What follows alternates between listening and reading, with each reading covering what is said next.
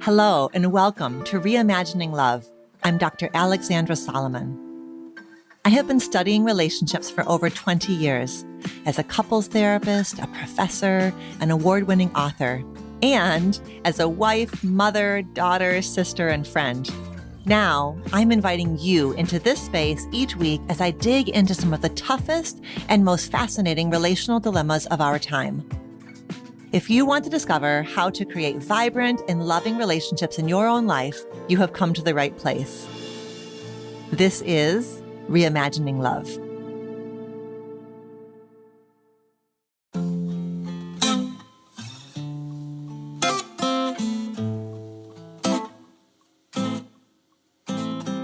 Hi there. Welcome back to Reimagining Love.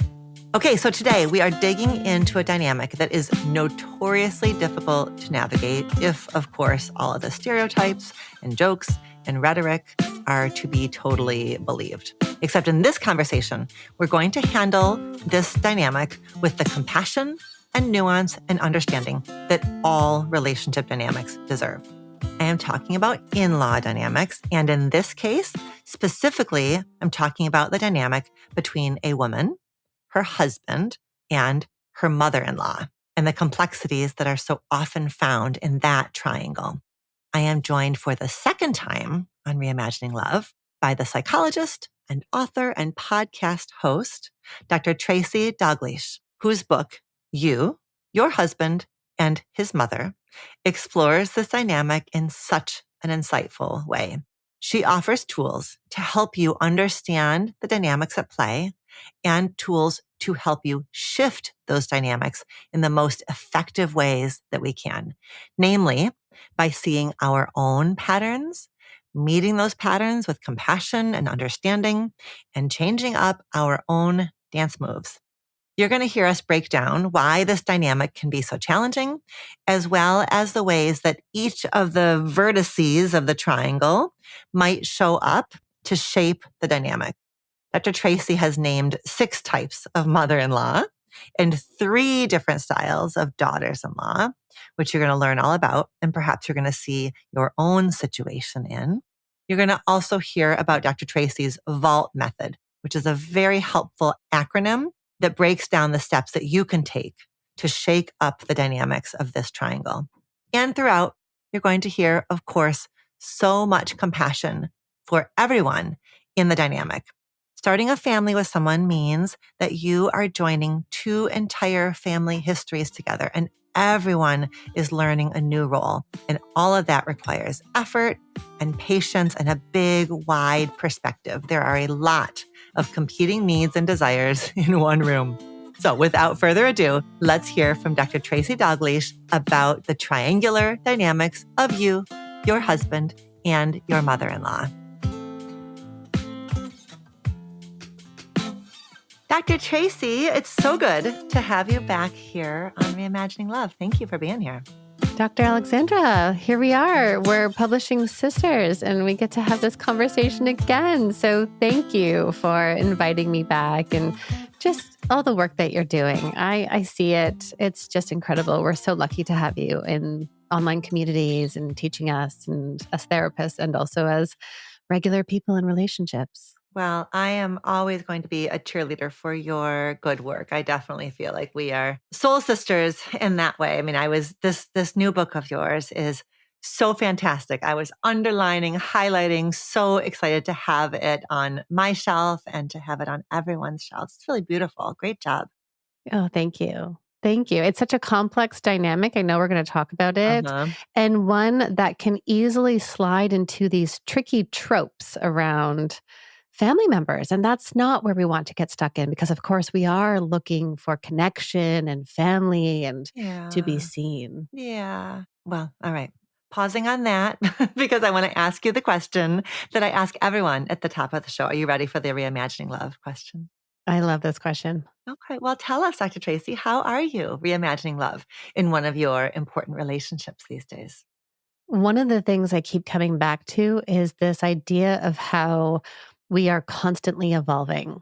And the person that you first committed to, likely you're not with that same person anymore. And our goal is to re-meet each other over and over again and to evolve and grow and shift. And that is something that I'm really unfolding in all of my relationships. I think of my 8-year-old daughter and how different she is today compared to the 5-year-old that would stand in front of me, or my 10-year-old son, my own parents, even as they're in their early 70s, and what it means to be in contact and loving relationships with them. And then also with myself and my husband, how it's this unfolding and really sometimes hard choice every day to say, tell me more about who you are today and how we can then do this again. It is a challenge and an opportunity at the very same time. It's a What a gift it privilege. is to Yeah. meet somebody again, to give them a chance, for you to expend the energy to see them with fresh eyes. What a privilege, as you said. Yeah. Yeah, I love that word privilege. I know that really resonates for my husband and this idea of what it means to come and turn to me and to share his inner world with me. And then for me on the receiving end, it's a privilege to be curious about who he is today compared to when I met him X number of years ago. And gosh, we're almost at 20 years ago, right? But it's this idea of how do we continuously do this? I know this is almost even a different meeting point of where you and I were over 2 years ago, because I remember something, Alexandra, you probably don't know that has stayed so deeply with me is how you had shared, we're talking about the roommate season and how couples really get stuck in this. And you had said how different it is when you can look at each other and say, yes, we are in this together. And it's such this small shift that it's okay to be in different seasons of your relationship, but it's the we-ness that comes from that. And that's always really stayed with me how you had framed Thank it. you. I love that. We're going to put that conversation in the show notes of this conversation because they really are like such great bookends. But yeah, I like how in that, like getting to know again and again and again, I like how you included yourself. I had this really emotional moment yesterday in Trader Joe's. Um, it was Sunday and I was the house, we needed food in the house, but really it wasn't a we. Both of the kids are at college and Todd is traveling to your home country of Canada for almost a week. So I had to buy food for me and think about what I wanted to eat for the week. And that version of me has not been in a grocery store since I was like 23 years old. And it was like dizzying for me. And so, it seems so trite because it's like groceries, but it was so powerful because I could feel like the young me that would do this solo shopping trip. And that hasn't been my life for decades and decades. So I felt like the resistance to meeting that me again, and the opportunity to like, okay, well, what do I want to make for myself this week? It was so interesting, like how that the parts of us that resist the passage of time and the parts of us who then, can be like, okay, it's all right. Let's just roll with this. What might be available today, with this expansiveness of like, what do I want to create for myself? There's this sense of freeness and autonomy in that. And then also the sense of, it's almost a frenzy feeling that I would almost feel in that moment, because it is I've been here before, but it's been so long that I've been here. And that willingness even to sit in discomfort. What is it that this looks like? What will I feel? What's new? And, something I've appreciated about what you have shared online is what it means to meet each other again in marriage when your kids leave. And that's an exciting time. It's a challenging time. And I know many, the quote empty nesters as well talk about that. Wow, what do we do? What does this mean for us? And how do we make this transition now in this new season of life? And really, when I think of even my book, how do we keep unfolding what all of our needs and values are as a couple, meeting the in-laws again in this season, or meeting your own family in this season? Yeah, right. Because who your own in-laws were to you on your wedding day, that's not who they are and it's not who you are. I've always been really captivated by well, not always. I think maybe as my kids have become adolescents and young adults, and I anticipate perhaps the privilege or opportunity of becoming a mother-in-law someday, is like, holy shit. In that moment, everyone's trying on a new role for the first time. The mother-in-law has never been a mother-in-law when she becomes one. The daughter-in-law she has known one family system and she's thrown into like, all right, what does this feel like? And even if she has had a mom and a stepmom, it's very different to have a mother-in-law. So I have a ton of compassion for how the couple's relationship initiates everyone into something new.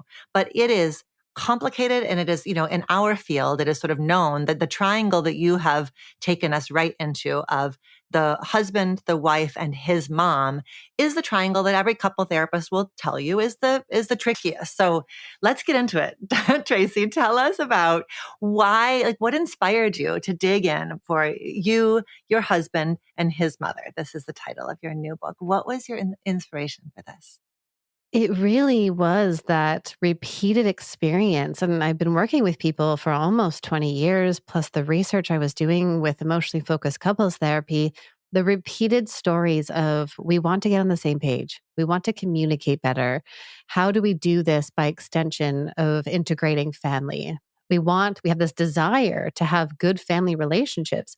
And yet, as you've already alluded to, you bring in your two family systems, you bring in your own suitcases of stuff, and then you bring in your communication patterns. There is just so many layers in here. It's complex, and people struggle to do it. And I even tell the story in my book of just how one small nuanced word can change the entire thing. I remember saying to my husband at one point, you need to set boundaries with your family. And he didn't know what I meant until many years later, he came to me and he said, I thought you were asking me to cut them off. I didn't know what you meant by boundaries.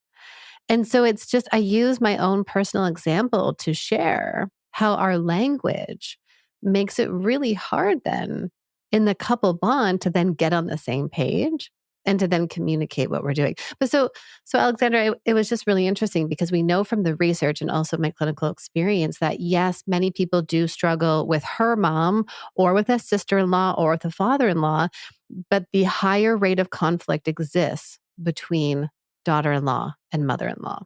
Why is that? Why? I'd love to hear your take on this. Because sexism. I want to hear you. Go.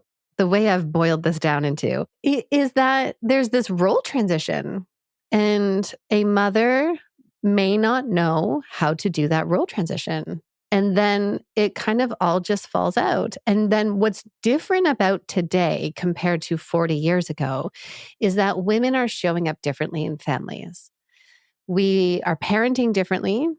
We are dividing the mental load in a more fair way than we previously have. A lot of women are saying, I don't want to be the kin keeper in your family anymore. I have to manage work and the kids, and I have to manage my parents who are aging. And now you want me to manage everything with your family too. I just can't do it all. And then women are showing up in the workplace differently. And so this tension shows up between a mother who feels the distance from her son and doesn't know how to label that. Maybe she feels insecure and can't talk about it, but she feels that insecurity, and then comes in another woman who's doing it different.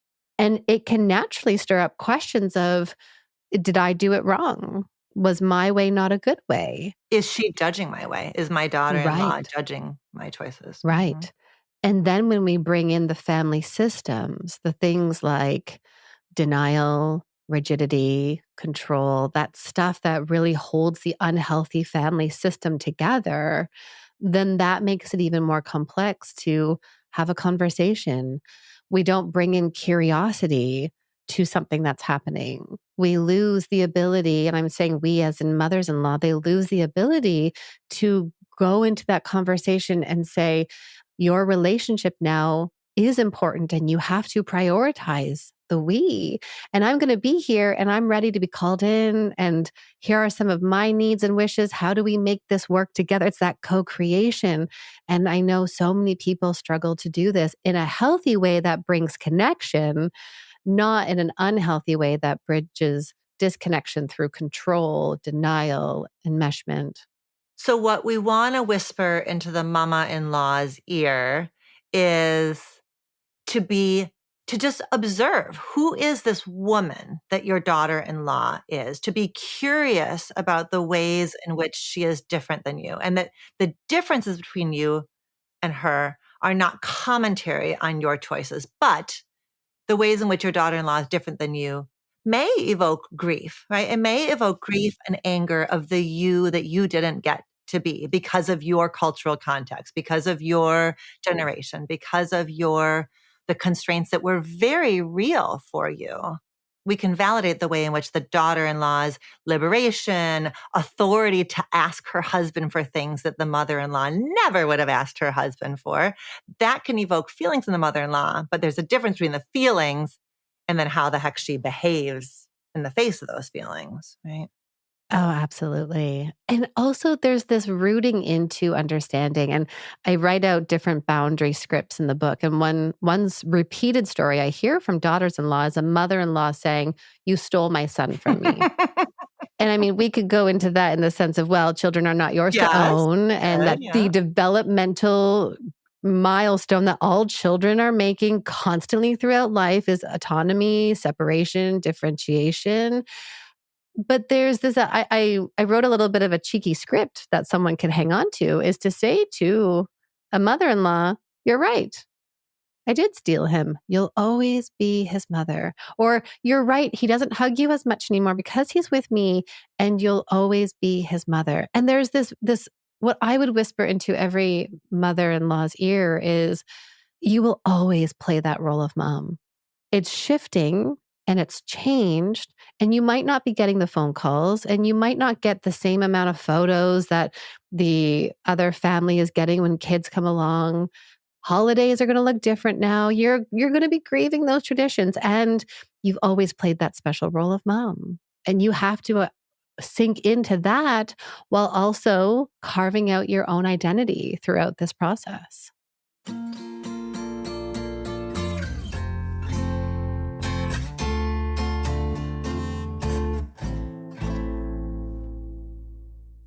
You know, when I first asked you why, and then you said, "What do you think?" And I said, "Sexism." Was that something that came up for you in your research and your writing? Was all the ways in which it's no wonder then, right? When we teach women that you are valued to the degree that you are a caregiver and a provider and you are emptying yourself out for everyone else, of course someone's separation from you feels like rejection and an F on your report card, right? So there's a way in which the way we teach girls and women, the way we have historically, I know we are evolving it. Can you talk about that piece of just like some of that gendered element, that it's not a coincidence that you did not write a whole book about fathers? Yeah, it is just these demands and expectations that we put on women to hold it all. That there's even a term that has been researched, and I recently talked about it in the New York Times, and I can't remember the researcher's name. Man keeping is the other term, where again, all of this pressure is put on women. And in the book, I talk about the different styles, even of daughters in law, and we talk about the good girl style, because of course then we have this power differential between two women, and women want to be approved. We think of Brene Brown's 3 Ps. We perform, we please, we perfect. That's what we've been rooted in growing up. And so then here you are in this significant relationship, and you want to be accepted. You want to be brought in as an insider to this family system. And yet so many have the experience, and not all, because I do hear the beautiful stories of connection and respect and care both ways. But for many daughters-in-law, they have the story of, "I've been made to be the bad one. I'm not doing the way she wants me to do it. I'm put down. I can never get it right. Baby socks has been a big conversation. How mother or mother-in-law shows up and says, "Why doesn't your baby have socks on?" Or right. And it's this one thing again. And it's the missing of true connection. But again, we're putting women in this position. Actually, Alexandra, I want to say that I'd love to hear your thoughts on this one. Why is it that for women, we raise our daughters to break glass ceilings and to go and reach all of their goals, but then we meet our daughters-in-law and ask them why they're not caring for our sons more? Oh, it's so true. Why are we holding those different Yeah. standards Yeah. for women? Yeah.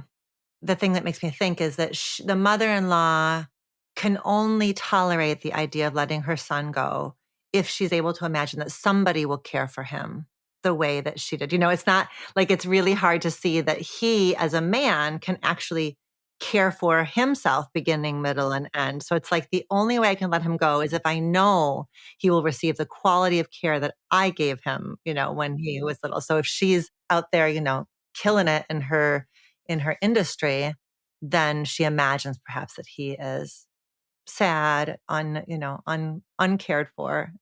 Which is so different in our generation. And I remember one client saying to me, my mother-in-law would text me asking if my husband's been taking his multivitamin. And just the feeling of, so it's one more thing for me to do is to care for your son. And this is that sexism piece. I as wife don't want to be his mother. That's not good for our intimacy, Oh, for it our connection, kills for desire. yeah. And so then if a mother is expecting her daughter-in-law to mother her son, that's complex. Which is all about quieting mother-in-law's anxiety, right? It's quieting what's The insecurity. yeah, Yeah. insecurity. It is. And I think there's this element in here where, and again, I come to this conversation with so much empathy and compassion. And that's where my book, I think, is so needed, because it's not a book to bring estrangement or to light our torches and bang down doors. Like, we do not want to divide families. We want to bring them together because I know how important family is. And it's also from my own personal position. And I've had people come to me saying, your work is dividing families. And actually, it's not, because it's helping women to feel seen and heard. And also, I come to it by saying, I too will know what it means. I have a son and a daughter. I don't know who their chosen partners will be, but I suspect that I will confront lots of challenges along those ways. And it is, though, this piece where I, as a mother, need to allow my son to go and separate from me. And what I mean by that is, the other night we were going to have a movie night together. And then, it's getting dark earlier, and he changed his plans last minute saying, "Mom, so-and-so's at the park. Can I go out and play with them?" And I say, "Yes, of course. I know how important this friend is to you. Please go do that. But hey, let's make sure we find another night that it's just the two of us and have our time together." He says, "Yes, absolutely." Because I'm going to nurture him taking that distance from me and that space, because then he comes back and he can come back and tell me all the good stuff.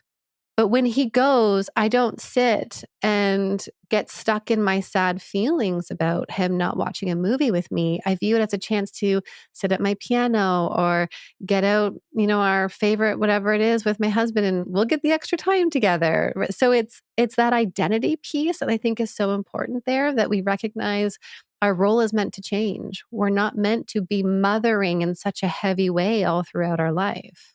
Well, and that example is really powerful, because when you conveyed to him, it's okay for you to go, and I trust that you'll come back, that's a micro example of the first time he says to you, "Mom, I'm going to go to my partner's house for Thanksgiving, and let's catch up on this, holiday instead."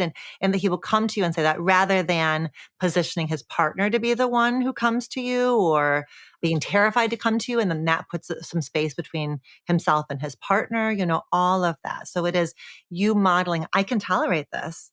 I may not love it, but that's for me to deal with. That's for me to deal with, not for you to avoid my discomfort.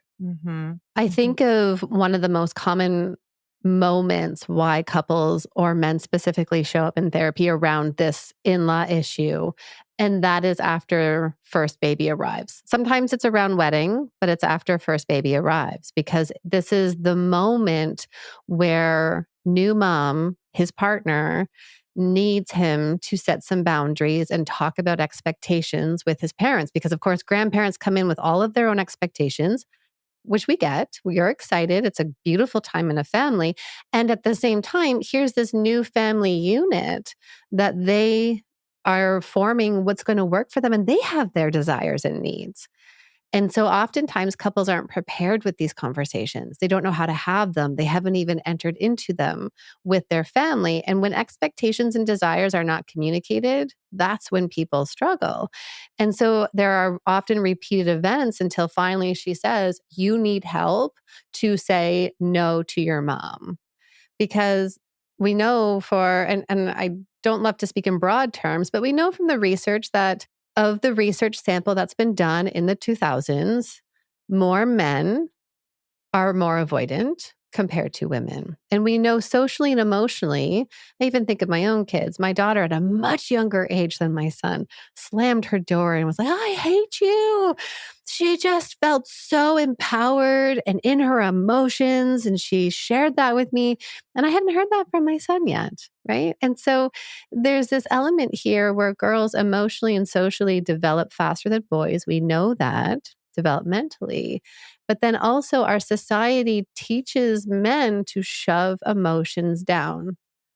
So when they have an accident on the soccer field, they're, okay, brush it off, get up, go back out for the team.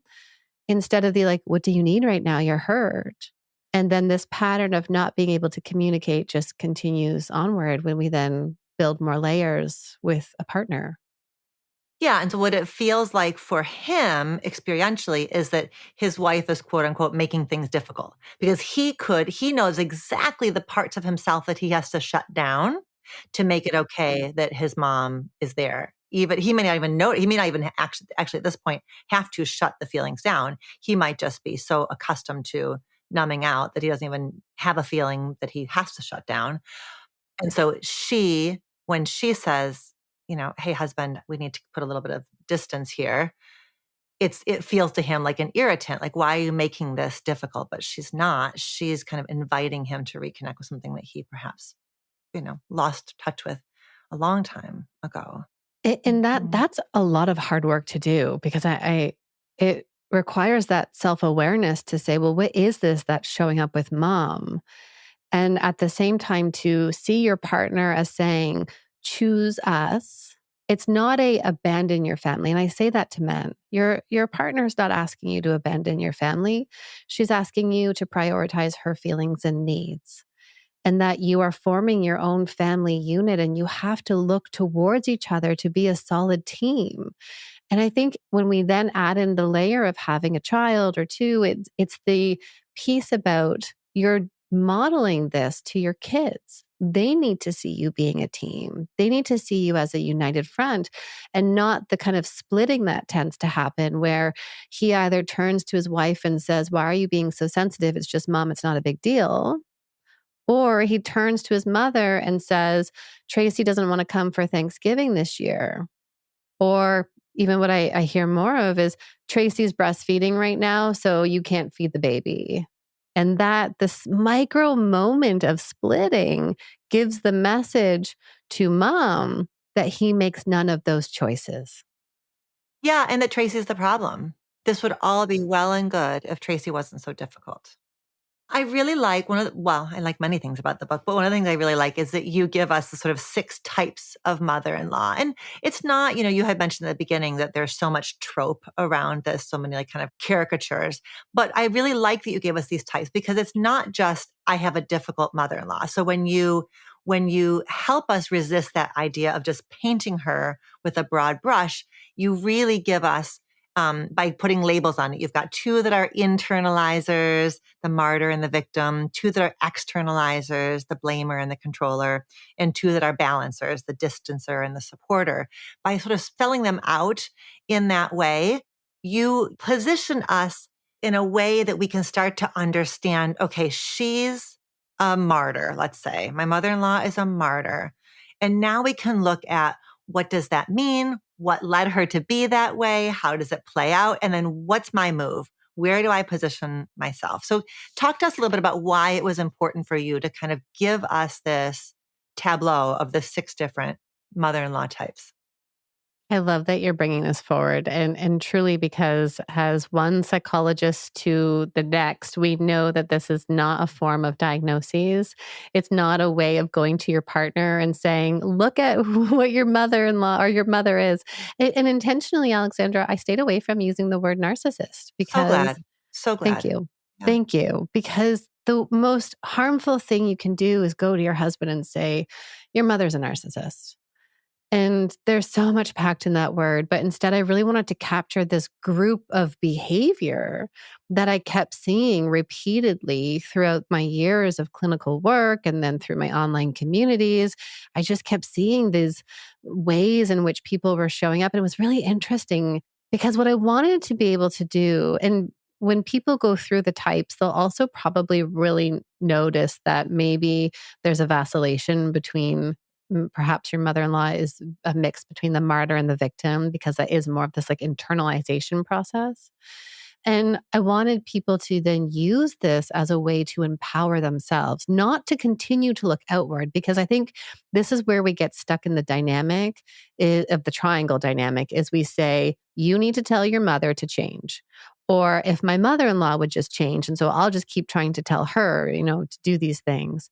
And instead, then, this is about you finding your own agency. And when you understand what that pattern of behavior is from this person, then you get to choose how you communicate and how you show up. And as a perfect example, the martyr type, she's going to give and give and give, but there will always be guilt attached. And she'll say things like, if you say, we can't come for Thanksgiving this year, and she says, after all I do for you. I feel it. I feel it right down my spine. And of course, it's okay, maybe we should go then. And I guess we could stretch ourselves thin and get to the airport and fly. And because you're right, like after all she does for us. And when we then recognize what that is, we get to choose. What am I going to do differently then? And so for so many daughters-in-law and also for sons to recognize, hey, I don't have to take that guilt in. This is how mom has shown up. She's also a product of her patterns. And I then can actually do something much more helpful. And I outline that. I believe that's in step 4. I want to say step 4 or 5, but really I give you what is the most helpful way to communicate with each type of mother-in-law.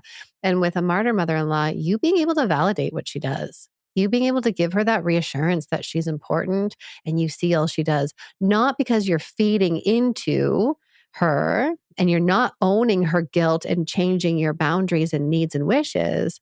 It's you then saying, hey, let me just tell you how much you mean to us. I don't think I've told you in a while. So much more effective than saying, we didn't ask you to do that. Oh, the spiral. Which is part of it. Yeah, the spiral. I think for us right now with the information boom, we do look different than 60 years ago in our generation of how we're parenting and how we're understanding. Alexandra, I was even talking to my niece recently. She's 17 years old. And she says to me, I don't think this aligns with my values. Oh, my Lord. I just love it. I just am here for it. And then I recently sat with some, I think they were around 27, 28 on their podcast. So that's Gen Z. And they're using all of this language. And of course, because they've grown up with it, they're more familiar with it. And how cool that was to hear my teenager niece talk about her values when many of my clients in the same generation as me will sit across from me and say, I don't know what values means. And honestly, right? Right. Honestly. Right. But so I do think, though, going back to my original point, is that it just looks different for us today. Not bad, but in the sense of if you go into these conversations, it's almost like I should hold a mirror up to my mother or my mother-in-law. I've done all of this work. Right. Yeah. You see where I'm going? Mm-hmm. I'm going to hold a mirror up and say, look at what you're doing. Don't you see? You're guilting us every single time. someone who's not there with you and doing that awareness and conscious work is not going to see this. And you will just end up spiraling in distress. And exhausting yourself, right? It's really exhausting to try to make somebody different than they are. For the martyr, right? So understanding the pain there is feeling invisible. And so diffusing it by saying, you're amazing. Yeah, you show up for us all the time. And if we could figure out how to make this work, we would make it work. And we can't. You then spell out the 3 styles of daughters-in-law, and you already referenced the good girl, but you talk about the good girl, the manager, and the collaborator. So talk to us about these styles of being a daughter-in-law. Yeah, with my clinical work, I kept seeing these different positions that not necessarily you land in one and that is just you, but it's more of this continuum. That's why we use the word style. And I almost even think of it as how boundaries are set. We have this kind of passive, good girl, people pleasing. And then you move through the collaborator where you can hold your boundaries and know what your values are. And then you swing past that over to the manager. The manager is someone who's more rigid, who really, it's the control appreciators. It's the one who, learned that if you put your kids down at exactly 9:30 in the morning, they'll always give you that 2-hour nap. And so you've learned to just manage your environment and manage the things around you. And so when I was thinking about this style, the continuum, it really was interesting. You could be a good girl when you entered into this relationship. And then as your environment and situation changes, you might shift through somewhere else. And it was almost this like ebbing and flowing, depending on who you are and what context you're in. As you say that, it makes me think it must be confusing for a mother-in-law because let's say it's you and me, when I first met you, daughter-in-law, you were a good girl. You were everywhere I wanted you to be. You would bring me flowers and a hostess gift. And that's how I got to know you. And then you had this first baby, and you, as in your transition to motherhood, moved more towards controlling. And now I don't know where it's right. So our relationship has had chapters and evolutions. And so I, as a mother-in-law, am tasked with getting to know you again and the ways that you are trying to build relationship, maintain connection, maintain sanity. But that I can imagine for mother-in-law that feels like a loss because I remember when we first met how you felt to me. And so there's a loss there. Yes, of course. And then bringing in our expectations. A daughter-in-law shows up with an expectation of who that other person will be. And then she also shows up with her own inner child that needs tending to. And did you learn to be the jokester? Did you learn to be the rebel or the golden child, depending on that position as well? That's going to then show up in this dynamic. And I think, Alexandra, this is why this is so complex and layered. And it's even going back to where we started, this idea of re-meeting each other and having the awareness for all of us to come together and to create what this looks like so that a daughter-in-law could say to her mother-in-law, I know I had all of this availability and time before to see you. And now that my kids are so little, it is harder to do that. And right now we're focusing on having the kids at daycare and et cetera. I had one client recently share that her mother-in-law was upset with her and stopped talking to her because they chose to put their child in daycare instead of having her looked after by grandma. And it's those kinds of miscommunications or misunderstandings or mismatched expectations and desires that send families spiraling rather than coming to the table and saying, I understand this decision for you. Or maybe you don't. Maybe a mother-in-law comes to the family table and says, I don't understand. Can you help me understand? I'd like to know. How did you make that decision? And I'm not here to judge that decision, but just to understand. And then also to share with you, I feel sad about that. And I know you're making the best choice for your child. And then for a couple to say, and especially the adult child to that mother to say, we know, Mom, we know how much you love this. We're going to plan special Sunday afternoon park dates. We get to meet you at the park on Sunday. And then you get to spend time with grandchild, and that will be our connection. But that requires a lot.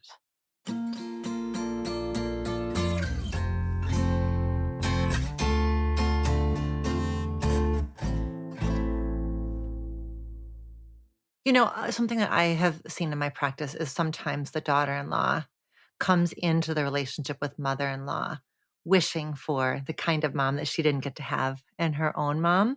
So, and that's deep and not necessarily conscious. So then part of her judgment of her mother-in-law is the shattering of the wish that you could have been to me who my own mom couldn't be to me. I have a section on grief in there as well, which is acknowledging that you had a wish and a hope that this other woman would show up in that role and to fill that hole in your heart. And it is hard work to have to first identify, oh, I did want that. I longed for that. And recognizing that she's not who you had hoped she would be. There was one case in particular where we were working on that, and I don't know which of the partners it was. One of them said, it's like we have to move from grievance to grief. I was like, yes, because that's, the daughter-in-law's position had been grievance, grievance, grievance, grievance. And we were like, oh shit, wait, this is grief. This is Yes. grief. Oh, that is such a beautiful way of sharing that, because it's we're trying to go through this and trying to I think of the distance mother-in-law. So many women tell me she lives 20 minutes down the street and I see her twice a year. Now we have kids. It was fine when we were traveling the world as just a no kids couples. And now we have kids and I want her to be part of this. I want the village. And she's not here with us. And so it is the trying to go to her, hey, come over. Hey, why don't you come over? Hey, why don't you be part of this? And it is the we're trying to get the other person to do something different rather than going inwards and saying, oh, I had a hope for this. I'm grieving this. This is a process. That's a really effective counterpoint, because it's not just the intrusive mother-in-law. It's also the mother-in-law that feels too far away and that you can't get her attention. And if you were in your family of origin, if you were invisible, unseen, of course, your mother-in-law not shining on you hurts you in that same darn tender place. Okay, so the vault method is really where you guide the couple. So you are working with the couple to create that really solid foundation between the two of them. And so vault, it's an acronym and it's really beautiful. And you mentioned already values. So talk to us about why, when a couple can get clear on their values, how does that help them figure out how to navigate these relationships? I think we often get stuck in goals and it can kind of feel like a whack-a-mole, so that we're saying, well, the goal this year is to be with my family for Thanksgiving on this Thursday. And then for your family, we'll do this. And so where it's almost like this moving target and things are always moving. And instead, when we can come back and say, well, what's really important to us? It becomes your North Star. It becomes what guides you in your decisions, and it guides you in terms of what the goal is that you want to set. And the goal for a couple might even be, this year we don't want to stress ourselves out over the holidays, because then we're not present with our kids and we want to be grounded and present with the limited time off that we have. And that could come from the value of we're parenting our kids, or the value of family, and Alexandra, what I really broke apart here as well is the second step, which is aspirations, because I found so many couples would come in saying, well, we both value family, but they would be on completely different pages on what the holiday would look like. And so it was almost like taking the couple from 35,000 feet in the air to then coming onto the ground. What does it actually mean to be connected to family? When mom calls, who's talking to her? Who's sending photos? What are we doing? And I think of this one couple that it was every Sunday night. He wanted to go and have espresso and biscotti with family. So he'd go to his mom's house. And it worked when they didn't have kids. But then when they had a young kid, the 6 p.m., 7 p.m. get together no longer worked for her. And he wouldn't say, hey, mom, let's do this once a month, not every Sunday. And they couldn't get on the same page around that. So starting at a place of values and aspirations really is about getting clear of who are we before we even then bring in mom, mother-in-law, and other family members. part of what we've been talking about this generational difference. And part of, I think, where systems get tripped up is a mother-in-law's actual confusion with this question of like, like what you're talking about choice, you're talking about capacity, you're talking about, when those weren't even terms that she would have known about, right? When she was the daughter-in-law, she would schlep everybody in the station wagon to go wherever the hell, because because she was driven by obligation alone. So to watch her son and her son's partner talking about what we as a couple and a family have capacity for, what our aspiration is for this holiday, must feel like really a foreign language. I speak to so many baby boomers who describe just what you do on Christmas. You just do it. And it might be hard. And there's people who's upset about it. And, you always know that Uncle so-and-so will have too much to drink at the table. But that's just what you do. You pack up the newborn and the toddler and the gifts, and you drive here in Ontario, you drive 5 hours on the worst highway in the middle of the snowstorm on the 25th because you do the dinner. And yeah, it is so different for adult children today to say, that doesn't feel good for us.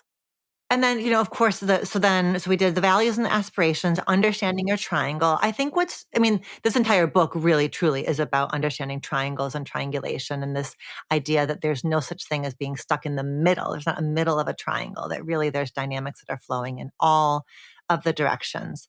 What changes when we can start to like really imagine this dynamic as a triangle? Like what's the power of being able to look at the dynamic and kind of frame it in that way, that we're all kind of playing off of each other? What shifts?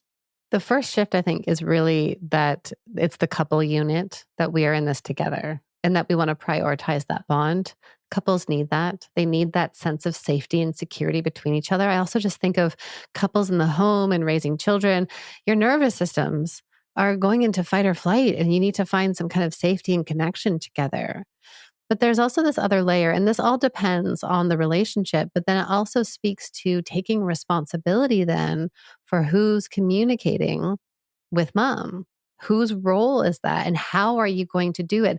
And I really do emphasize the it depends piece, because for some relationships, and especially if we do it earlier on, then daughter-in-law can go to mother-in-law and say, we would love to have you here. We're not able to do it at this time. Let's find another time that's going to work.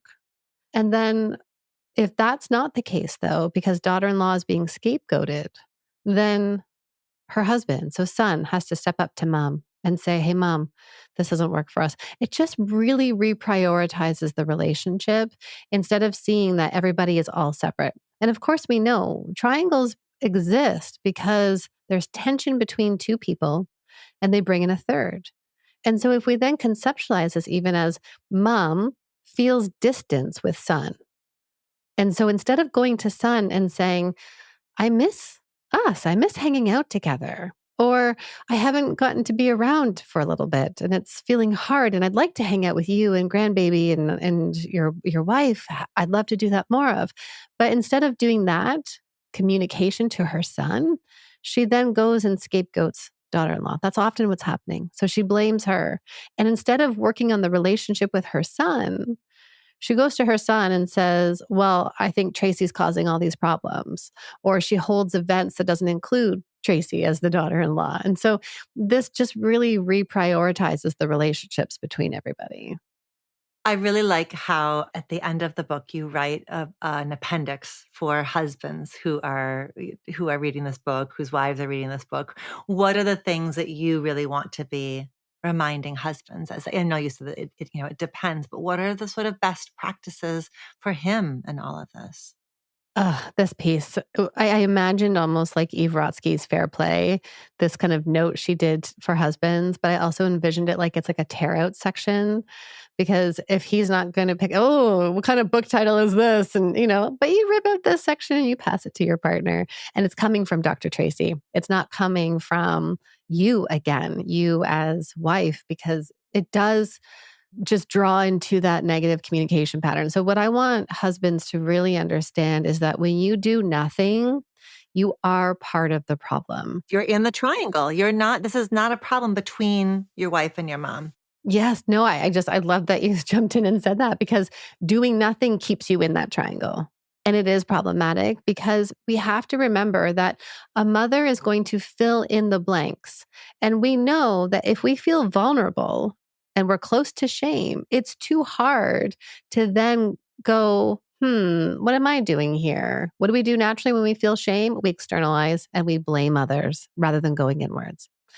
That's the one piece there. And then I think the other piece here too is really just sitting in this validation with your partner.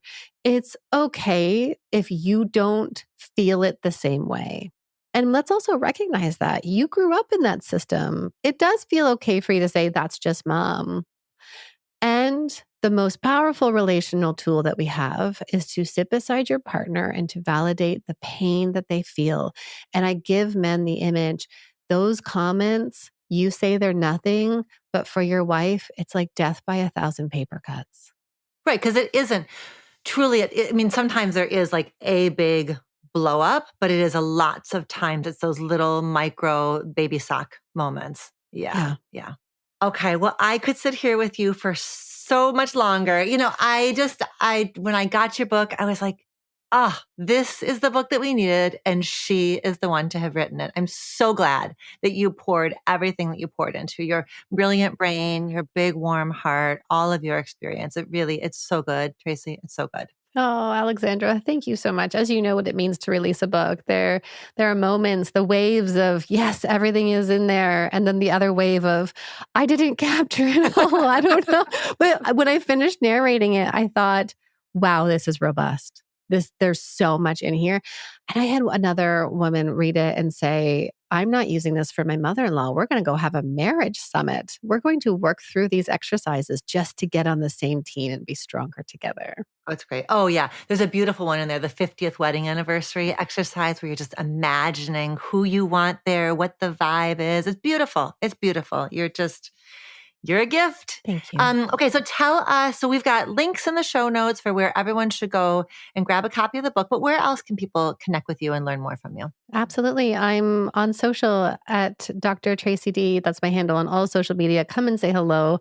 Let me know what stood out for you today from our conversation together. It's one of my favorite things is to hear from listeners. Yeah, you've made a really beautiful community there. All right. Thank you so much.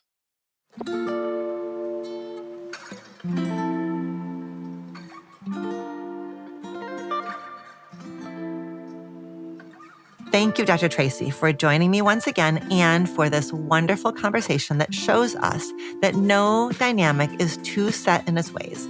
We can all adjust how we show up by outlining our values and our aspirations, by understanding how each of the players is showing up, by setting limits, by taking action to change our own moves, and to know that that will change the entire dynamic.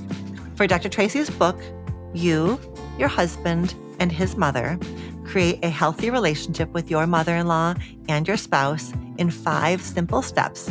And to learn more about Dr. Tracy, check out the links in the show notes. Until next time, be well.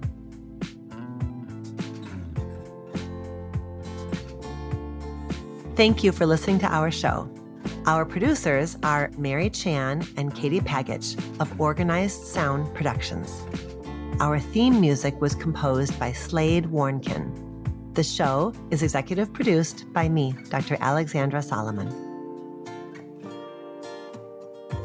Do you have a relationship question that you want answered on the show? Visit reimagininglove.com to send in a written or audio question. Questions can be about intimate partnerships, family relationships, friendships, you name it. If you're looking for more love and relationship content, you can find me on Instagram at dr.alexandra.solomon or visit my website, dralexandrasolomon.com, where you'll find my blog as well as the Intimate Relationships 101 e-course based off of the popular class I teach at Northwestern University. Thank you for listening and see you next week here on Reimagining Love.